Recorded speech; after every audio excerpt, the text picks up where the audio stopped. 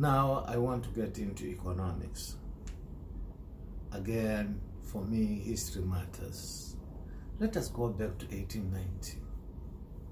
Now, 1890, there was a group of white men who came to occupy Zimbabwe.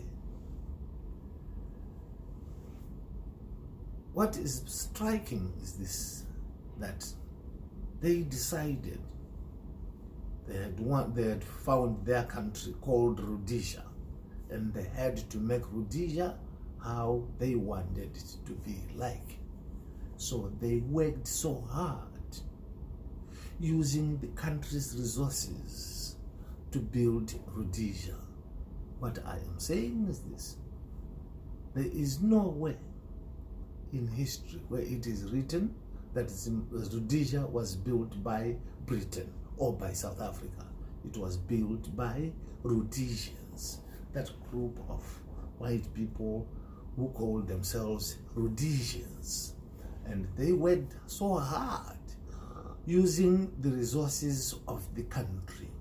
And they worked so hard to the extent that even after UDI, the Unilateral Declaration of Independence, where the United Nations actually imposed worldwide sanctions against those guys, they still continued to live the highest standard of living. They continued to utilize the resources that were at their disposal in Rhodesia to maintain their highest standard of living in the world. So, when I look at us, I look at the war, I say, why was the war fought? It looks to me like the war was fought because we felt jealousy of the way of living, the highest standard of living that the Rhodesians lived. And that's why immediately after Lancaster, after independence, what do we see? We see people rushing to occupy the positions that were being held by the Rhodesians. We see Africans rushing to occupy the houses that were occupied by the Rhodesians. We found the division between the northern and the southern parts, just like the white men lived. You know? And what kind of economy did we follow? It was Anglo-American economy. There was no change. But to my surprise is that our nationalists did not have any understanding of the Anglo-American economic system that the Rhodesians were using. So, they did not know anything. So, what they did was to depend so much on the Rhodesians, because it was the Rhodesians who knew how their economy was being conducted.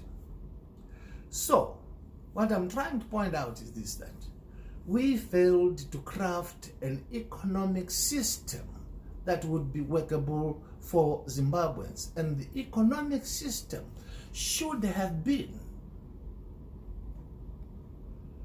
to stimulate all the Zimbabweans to do even better than what the Rhodesians did for themselves, because there was nowhere that we would maintain the higher standard of living using the resources that had been created by the Rhodesians.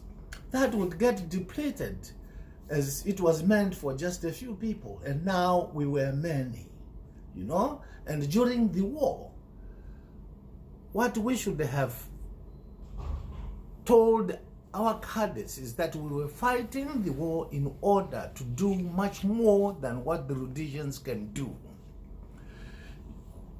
Even the Pungwes should have even continued educating the majority of Zimbabweans that the independence is only meaningful unless if we are in full control of our resources, if we are in full control of our production.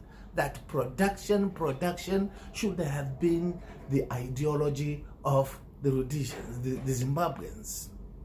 But alas, that's not what we did.